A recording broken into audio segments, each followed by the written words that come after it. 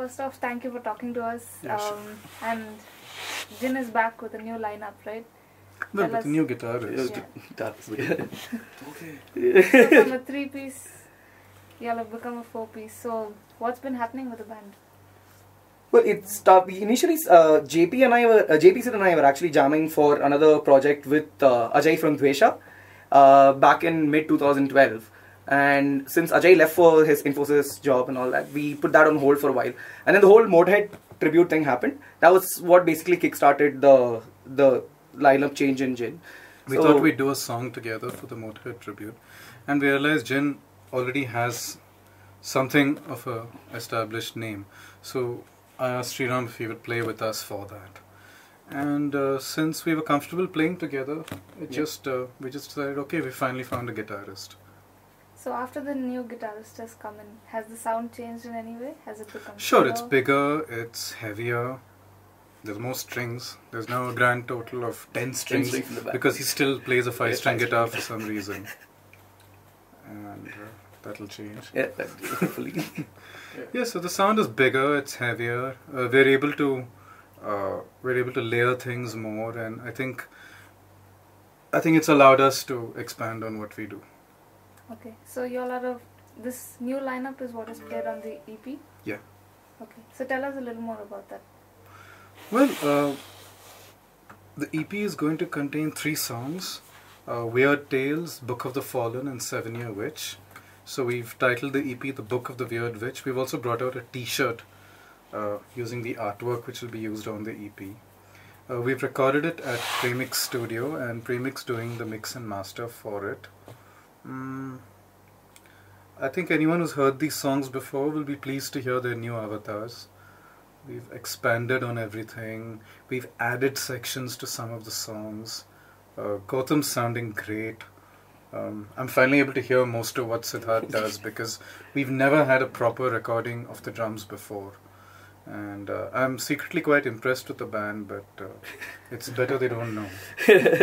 Of course, JP has several voiceovers along with Sriram in this as well. So Yeah, we thought instead of using samples from movies and things like that, like a lot of bands in our genre do, we would just put together either little skits or read out, passages from horror stories and ancient witchcraft manuals and things like that.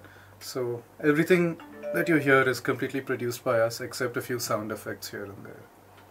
So what is the overall theme of the stuff you write, and is there We're something mostly like that? influenced by horror fiction, just say it. Lovecraft. a lot of Lovecraft, among other a authors. lot of Lovecraft, a lot of Clark Ashton Smith, Edgar Allan Poe, all the greats.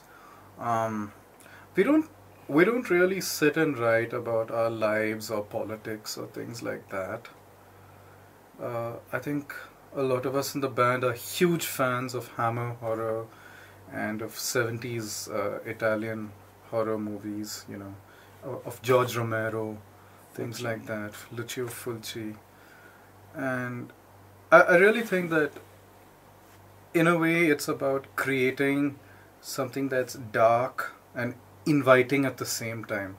Our music is bleak, but it's also elegant in its own way. Yeah, so that's what goes on in our minds. So the artwork is always, a very major part of the band.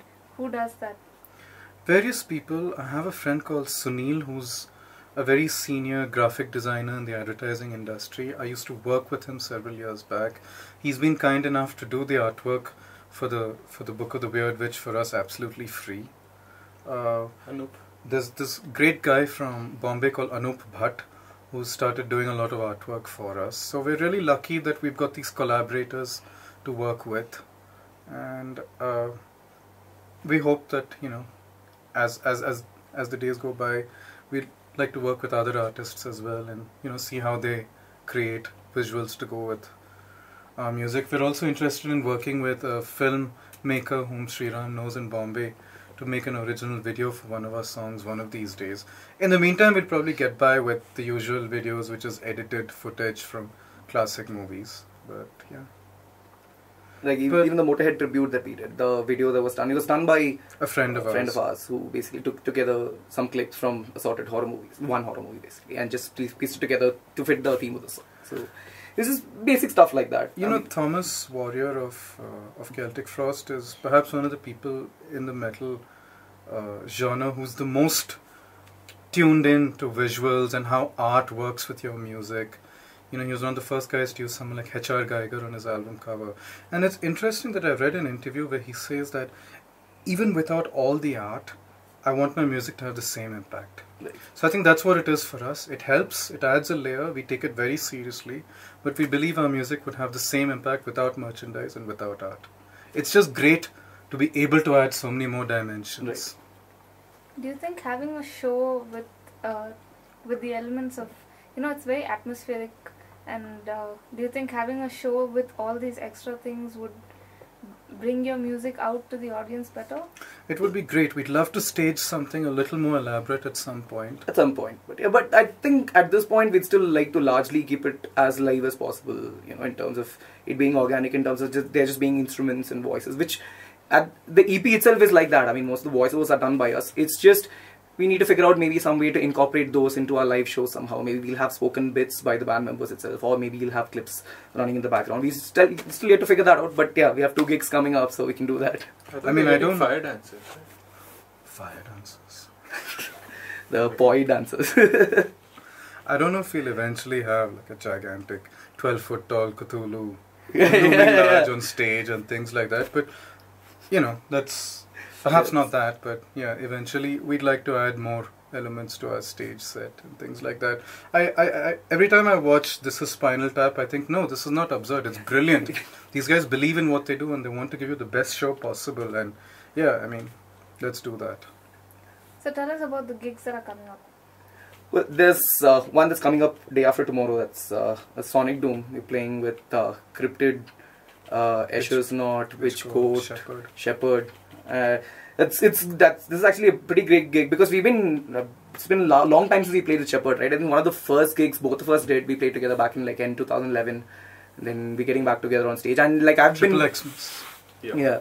And like I've been playing with Deepak for a long time now, but it's been like 7 years since I played in a band with him. But now we're like back on the stage together. It's pretty exciting. And yeah, the Shepherd guys have been really cool about the whole thing. We've been trying to help them out with the gig as well. We're just trying to learn the ropes in terms of organization so that, you know, we can have more gigs coming up.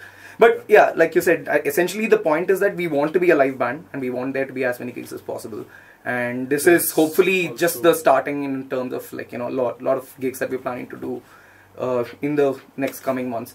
The major thing will be the EP. So once we launch that, we need to figure out probably Shepherd, I think, will be coming out with the album around the same time. So we might try and do something together to launch both those CDs. A week after Sonic Doom, we have Evolution, which we are very closely involved in organizing.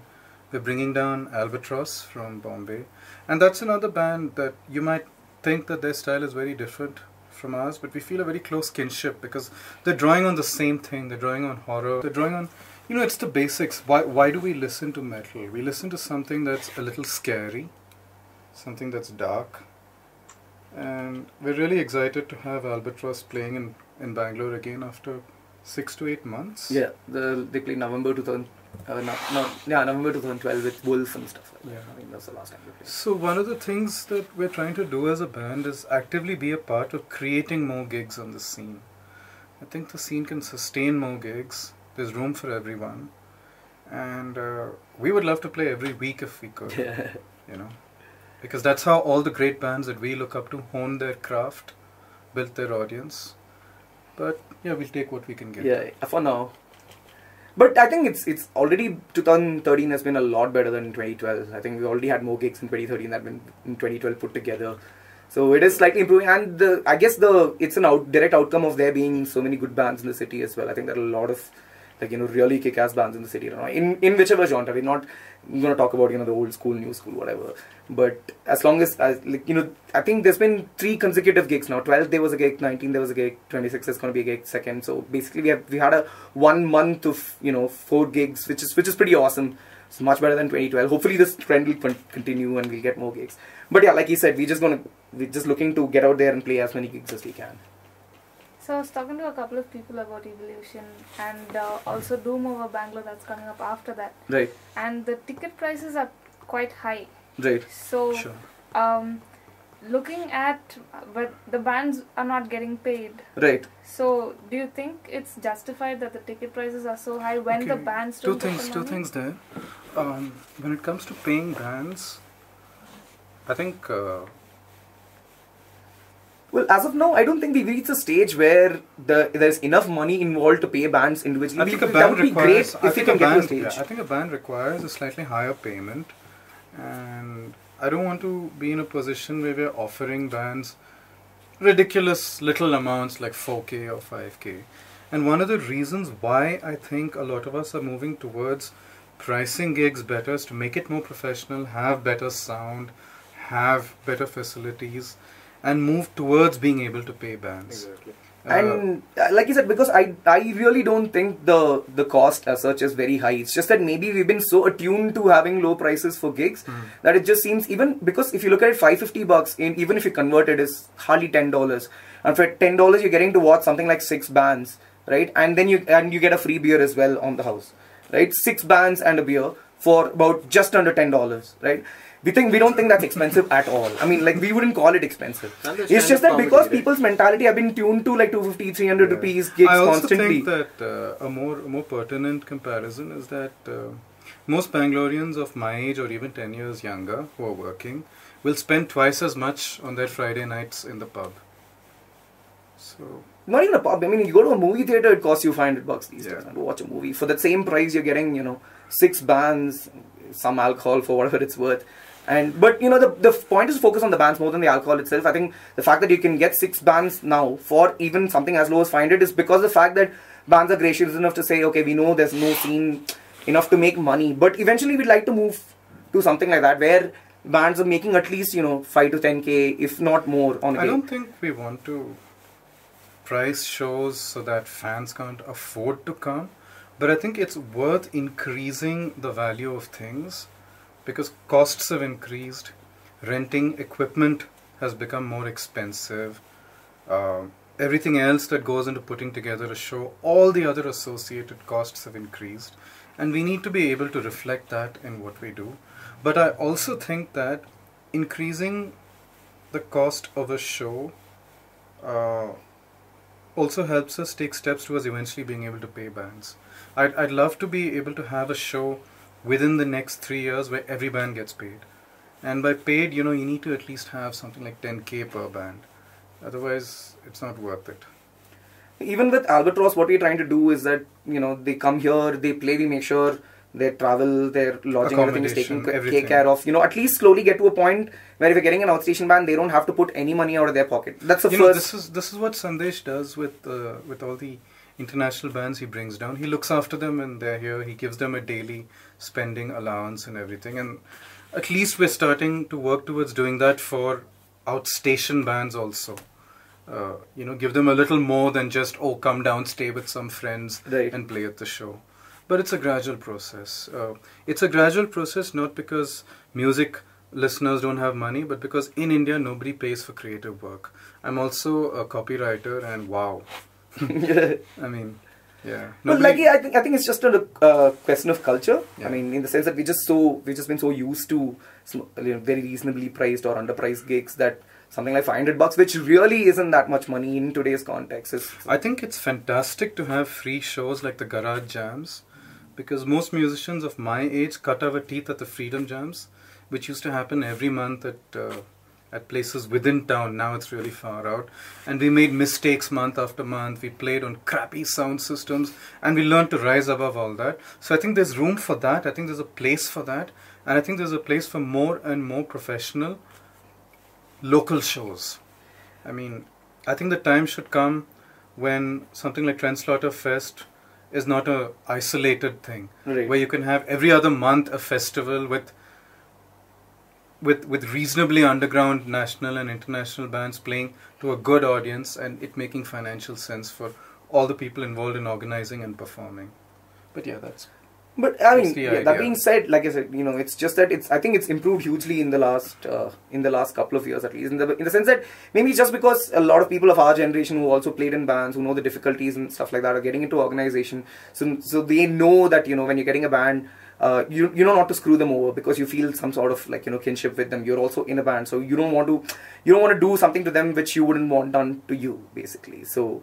It is getting better. I wouldn't deny that, but it still has a long way to go. I'd love to see, like you said, within the next 3 years, it getting to a stage where bands can get paid for every show and all that. But as of now, it is still very small indie organizers, and we'd much rather right now than pay the bands. We just like to make sure that we can invest in stuff like getting good sound, which has had constant problems in the past with people saying they're a great band, but they're not getting good sound. So we're trying to eliminate all those hassles, make sure that the bands sound good, that there's a good show put on for people who are paying it so that they feel it's worth the money. And then once people get used to these levels, 500, 550 levels, and then you slowly increase it 600, and then you get to a stage where you're able to pay bands and keep your costs down, hopefully, because of the scale also involved. You're able to work better with your vendors and stuff like that, maybe get credit, pay after the gig. So work something out, but basically get to a stage where you can pay bands. That's what should happen. I'd love to just write songs and practice and be a pure artist, but one of the things I learned when I was in Bevasi is if you want there to be a scene, you have to work towards constructing it. And I think what's happening, at least in Bangalore, is that a lot of bands are working towards creating platforms on their own instead of waiting indefinitely for someone else to do it. And yeah, hopefully it'll pay off in terms of more shows, a more cohesive scene. Yeah, and plus there are organizers like Ancient Mosquito and Simon who help make stuff like that happen. Simon's been, I think, doing extremely well in the last 3-4 months. He's had at least like 3 or 4 gigs, and plus the BSA guys and Vic and all are putting together quite a series of shows. So yeah, live scene's improving, which is really good, because Bangalore used to be one of those cities which had a really burgeoning live scene. People from like me, I used to stay in Chennai, I used to come down to Bangalore every month to see the Freedom Jams and wonder, holy shit, there are so many bands here. And it is still the case. There are still a lot of talented bands. It's just weirdly last year it was just saw a downfall in the number of gigs happening, and like nobody knew what was happening. So hopefully that's past now. I think what happened was that for a few years before that, we'd come to take certain venues for granted. Yeah. So we'd all built our plans around that. So what we've learned is that you need to be more flexible. You need to be in touch with more than just one or two venues. Exactly. If one place shuts down, you shouldn't just be left helpless. The other thing that I'm really happy to see, and that has been happening for the last couple of years and is continuing, is that Bangalore has an incredible heritage in the metal genre. Dying Embrace came back and played after so long. I've seen them play in Baldwin's Park as Misanthrope. And to see them, and back then everybody was completely unready to listen to what they had to play. Most of us had just gotten used to thrash metal. And these guys that guy's growling, man, what the hell is happening? And they were so ahead of their times. And to see them playing to the kind of audiences they play now, Trinity's coming back and playing, Bhumi's back after a hiatus. I think Bangalore has such a great metal heritage that we need to have more platforms where old and new bands can play together. I think we can seriously head for a kind of situation where you have 2 or 3 big annual festivals and a lot of smaller ones in between. Just because if there's so much interest, if there's so many bands, so many people listening, then there just needs to be a platform or a series of platforms where all this can actually become something more and something more cohesive. And I think with a little bit of what's happened, I think over the Motorhead album, the fact that we collaborated with a lot of bands from across the country, there were 12 bands working together from Calcutta, Delhi, Bombay and all that. We all had to interact with each other on Facebook, kind of like, discover new music and all that. The fact is, people seem to look to Bangalore as like, there's a sort of vanguard of heavy metal in the country. Like, they know they'll get a good show if they come here, rather than like Albatross had a great show like a couple of days back at the Blue Frog, I think, but they're still very excited about coming and playing Bangalore because they know the kind of crowd that comes here and listens to metal is slightly maybe much more educated and has a better sense of metal than something that you would get in Bombay. I mean, I don't know, I don't want to stir up a controversy or some shit, but that's exactly what's gonna happen.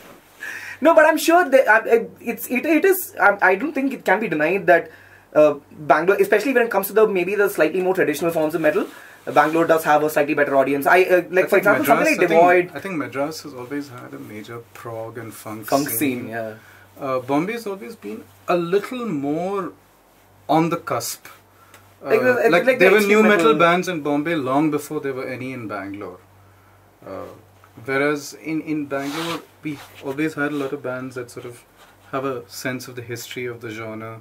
We have the whole gore grind scene, which I think is brilliant. Brilliant, yeah. There were years when I was not playing anymore and I would pick up the papers. The only people I would see who I remembered from back then who were still playing were the and they still, scene. I mean, every underground gig that happens, they just like, okay, here's 2 new bands, take them, just come up with bands out of their ass, man. I don't know how they do it. But it's good. I mean, some of us might say, oh, they're playing 2-minute songs and it's mindless and it's meaningless. But the point is, the scene that they have there believes in itself. It makes sense to that audience. And I think the fact that you can have such niche genres thriving in Bangalore shows how robust the scene is. I am so tired of bands that say, we need to have a little melody, a little groove, a little technicality so that everybody can like us. No, we have an audience, we have a niche and we are playing to that niche. And we're not interested in moderating our sound because we feel we need a larger audience. I think it's great that you can play what you believe in and find an audience that responds to that. I like how we came up, man. Without a guitarist. Yeah, I was just going to ask you that your genre itself is not something that you would expect to get a major response from. So were you curious, skeptical about what kind of response you all would have gotten when Djinn first came out? Yeah, very. I don't think you started writing music thinking of what the response is going to be. We just wrote music because... I think what just happened was that Siddharth had never heard of this kind of music before, and for some reason we jammed together for several months. I remember when I showed him Weird Tales, he said, yeah, this is a good song. And we thought, okay, we like this music, let's just play it. I think he had no idea what kind of audience would possibly listen to this kind of music. No. Yeah. No. I was just curious. Yeah, Gautam the singer and I were a little more certain that there are people out there who listen to, slower, doomier forms of metal. But the only consideration in our minds is, have we put in our best effort in writing this song, arranging the song and performing this song? As long as we're doing the best we can, we're ready to go on stage and play in front of any audience. Because honestly, that's the most we can do. Yeah, because when I started jamming with them, I just picked up the drums about 2-3 weeks ago, more or less. Yeah. So I was just like, whatever I can to, follow them. And I was just curious to see how a doom metal band with just one guitarist and that too a bass guitarist will work. So, yeah. Obviously, I hadn't heard of home. Nah. Not that we ever sounded anything like home. Right, of course. Love Al Cisneros, but yeah. Might take a few more reincarnations to learn to play like him. No, but I think there's always been some sort of market, as it were, in Bangalore for the slightly doomier, slower music. I don't know, Stoner Central, man. If you like, but I mean, I've always found even the old school death metal crowd and all that. Even the Go Grind boys, surprisingly, most of the shows that Djinn played were with a lot of Go Grind. We've always had a great response. And I was just talking to one of the guys from the scene, and I asked Charlie why the grind boys like Djinn so much, especially in the earlier Avatar without the second. It's just the fact that there was something different happening. It was not a very conventional setup. It was just one bass, one vocalist and a drummer. It was not a very conventional setup. And even the music that Djinn was writing at that point was slightly unconventional. So I think it's just kind of worked out. But I don't believe it was too tough to say, okay, I mean, maybe you won't find an audience at all. I think Bangalore has always had an audience. If you played good metal-based music, you always had an audience in Bangalore. It's great that it's happening. Hopefully, I mean, we want to see a proper doom scene in Bangalore. Maybe a dedicated doom metal festival with just doom metal bands on the bill happening sometime in Bangalore. That would be the ultimate goal. But as of now, I think a lot of people have touched on it, that single genre festival, as of now, I don't think will be viable. Or even a gig for that matter. Maybe because I don't think they have enough bands for one, maybe, to hold a doom festival here. It's not like festivals are that pure even worldwide. Yeah, of course. You have Watain playing at the Maryland Death Right. Fest. Yeah, Sleep, I think, played main stage at Maryland Death Fest this year. Yeah. So I think the best festivals have always transcended narrow genre boundaries. Roadburn has such a... Okay, probably you'll never see Iced Earth or Arch Enemy. Exactly. Arch Enemy. But you would see a whole lot of different bands at Roadburn year after year, even though it started off as a doom, stoner, sludge kind of thing. Like if, for example, a band like Dvesha is not really out of place even in a doom festival. They do have that slightly, the dark... They mid-tempo, the drums seem fast, but they're actually quite mid-tempo. They're very paced out. A lot of Bolt Thrower influences. Bolt Thrower is a band that everybody loves. So while bands like that at Vehement Era, which was filled with go grind bands. Yeah, that's true. Yeah. So we were by far the slowest band. But as you said, you didn't seem out of place there at all. I hope not. Yeah, I did play a little bit of Blashwitz. So. We don't mind if we seem out of place as long as we don't seem unlistenable. So talking about the Motorhead Tribute, I really loved the version that you all came out with. Thanks. Any other favorites from the... Oh man, Lost Johnny. That's from their first recorded album. But I think she means from the tribute. From the tribute. I'll tell you what, I honestly think this is one of the better albums that has come out from this side of the world. Yeah. And I honestly would be hard pressed to pick a band that didn't execute their cover well. I think all the bands... Yeah, if anything, I wish there were more bands on it. And probably some bands could have sounded better into the production and all that, but I think in terms of execution, most of the bands are right up there. I love the Dying Embrace cover. I love the Beyoncé cover. I think Shepherd were great. I think 1833 AD had one of the most fantastic covers. Dormant Inferno. Yeah. Dormant Inferno as well. Mortar did a really great cover. I think a lot of bands, they just pick songs that, were played to their strengths. I think overall it's a very great album. So I wouldn't be able to pick like one favorite of it. I think it just has a lot of great music.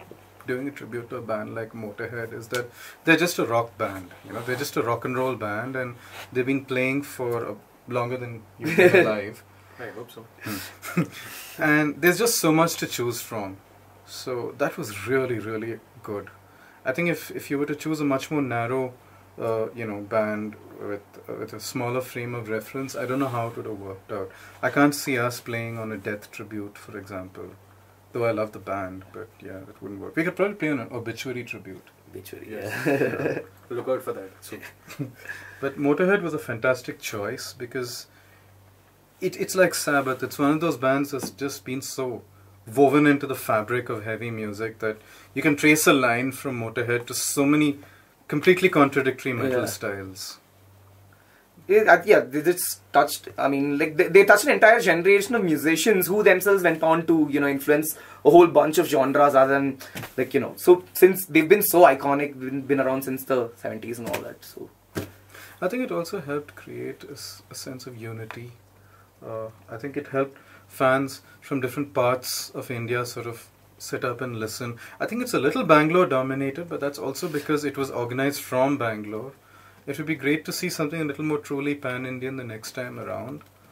And yeah, it's shown that a tribute doesn't just have to be like a cover band, playing hits for the jaded music fans who are not interested in anything. I think that's one of the great things about the tribute as well. The fact that the songs that most of the bands have picked, they're not very popular, usual Motorhead. There's no Ace of Spades on the album, for instance. It's surprisingly a lot of later Motorhead, but I also think that's when Motorhead's distribution became better. Yeah. The first album I heard was 1916 because Sony Music actually brought it down here. Yeah. And then Bastards was so amazingly well distributed. I think it reached territories in which Motorhead had never been heard before. Right, Bastards. Lemmy said that label didn't do much for them financially, but they blasted that album all over the world. Man, that's still available in Basic Music World and that. Yeah, it is.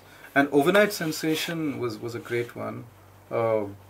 We chose a song which frankly I was very selfish about because it's a song that I've emotionally connected with a lot over the years. Every Republic Day I put that song up on Facebook.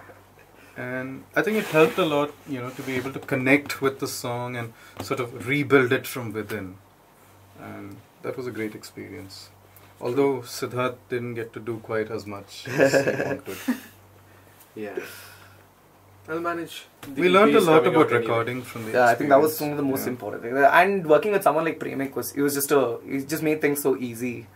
I was quite nervous about coming into recording and all that, but he just smoothened the process out. That we just knew we could come back and record we finished the Motorhead recording somewhere around the last week of Feb, and then we were back last week of April in the studio too, because it was just very comfortable. So, and we thought, again, I mean, we had 3 songs written which we had perfected over the last couple of months, 4 months, I guess. So we just said, fine, maybe it's just time to have a EP out with good production. And it's just fortunate that it all happened at the same time. I mean, around the time we were scouting for a studio to record Motorhead, Premic had reopened, and like since JP stays close by and he knows these guys for a long time, we just kind of dropped in here, checked it out. And the kind of equipment and facilities that he has here, and the kind of atmosphere that's here, I think it's just been great overall. Dying Embrace recorded here as well. I think Neolithic they recorded their album here as well, and Trinity is doing their stuff here. So there's a lot of good stuff happening. And if you look at all these scenes, I think JP and I were talking about it. If you look at all the big scenes in the world, I'm not comparing it as yet, but they always had that one studio which produced, that great sounding metal. Like you had Sunlight in Sweden putting out death metal. You had Morrisound in Florida, which is doing the same for death metal. So yeah, stuff like that. So hopefully, it's the fact that is when you're talking about a movement, especially of metal in Bangalore, especially within a specific subgenre like doom and all that, you need one place where you can center it, you can get your sound right. A lot of bands can, get their sounds right, and have just the ability to access the equipment and sort of facilities that you need to put out a good album. So many bands just came and went in the 90s and even more so in the 80s without ever recording anything. And yeah. So it's so great to just have facilities for people to record things. You never know what's going to come of it. I follow a lot of small,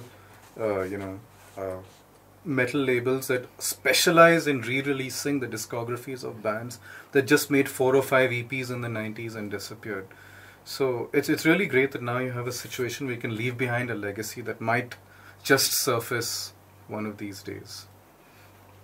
This is why for example, the Dying Embrace compilation was a great step, because it's something that, even though I had heard Dying Embrace since I'd known of them since about 2001, 2002, I'd never been able to get most of their older material, especially the tapes and stuff like that. I had no access to it.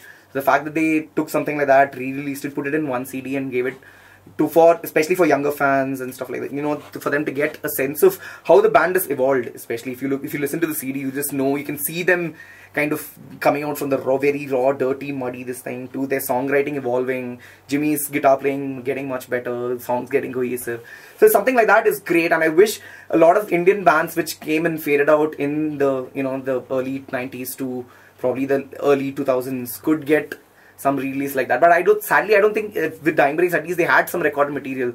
A lot of these bands didn't even record. They had no means, no access. There are bands where friends of mine have copies of tapes that they made, but the bands themselves don't have the master tapes anymore. So it's unlikely that those will ever see light of day again. But like you mentioned, I think it's overall in terms of a movement, it needs certain things like like good studios, like good and the fact that there are so many labels cropping up in Bangalore, like like Srikanth is doing his stuff, Sandesh has Cyclopean Eye, Vic is doing his stuff with Matobar. So there's a lot of good stuff like that also, because you need people to start getting the culture of listening to music, purchasing music. And I think having a lot of labels which can affordably sell CDs to, especially to the younger crowd, is really great. So it's great that we have set up, especially in terms of these little small things which make a difference in terms of building a scene or a movement. I think the fact that they're getting into place right now is a very good sign. Hopefully it keeps going. So what else is coming up for the band apart from the EP release? Are you planning any kind of all India tour and things like that? We wish we could say something like that right now. Have but you all played outside Bangalore? No. Not as of now. We hopefully have something coming up in August in Bombay. Okay. But yeah, now that like you said, in the last 4 months we've just primarily focused, I think, on getting me integrated into the band, getting the sound right, and once we were confident that we had progressed to that level, we put the songs down on record. So now the next obvious thing to do is to just tour. So hopefully we'll just be able to talk to a lot of organizers over the next few months. Maybe just keep doing at least one show a month. Just keep getting our songs out there. And the thing is, with Djinn, the thing is that they've been writing music. We've been writing music for a long time now. The band has been around since late 2010. And there is almost about 8 to 9 completed songs now, of which I've learnt and recorded 3 right now on this thing and on tape. And we're learning more. We finished 2 more songs with the guitar. We're working on 3 more. So that'll take some more time as well. So the next step is to build like a huge set list, a 1.5 hour set list, hopefully that we can play somewhere sometime. It helps that our songs are really long. Exactly. Yeah. So the EP itself, it's like three songs, but it's a total of somewhere around 36 to 37 minutes of music, 40 minutes. including VF. Yeah, little over 40 minutes for 3+ songs. So generally, music tends to be long and drawn out. So, which is why, I mean, hopefully. The other thing is that whenever we get on stage, we are averse to doing something like half an hour sets, because I don't think it gives, it can do justice to the sort of sound that we have. So we're looking at playing mostly for sets of 45 minutes and above, which where we can get in at least 3+ songs into the fray, and kind of give people an idea of what we actually sound like over a lot of songs. But half an hour gigs, we won't be interested in maybe taking up too much of them unless they, it's an important occasion or something like that. Yeah. But that's another thing that we need to kind of look out when you're, taking gigs. We can't just say no to every gig, because the kind of slot we receive, even for the slot, I don't even care about the slot, but at least the amount of time that you receive on stage needs to be quite substantial, because the music needs to come through. That's the only thing. It's just facebook.com/Djinn and Miskatonic, all DJINNANDMISKATONIC. And you can just Google the band. Yeah. But no, I mean, we've all the links are there on the page. So we are famous. So what? It auto-completes Djinn and Miskatonic. Yeah. Something that's happened. Auto-completes because you typed it in before. Hopefully. Oh no, actually I cleared out my history and tried it. We do, I mean, on It's the... still auto-complete. Yeah, Djinn, if you type Djinn and space, I think you're on the auto-suggest on YouTube, so... Okay. It even says Jayaprakash Satyamurthy once you start typing. Google likes you. It's nice to see Melikesh videos next to ours.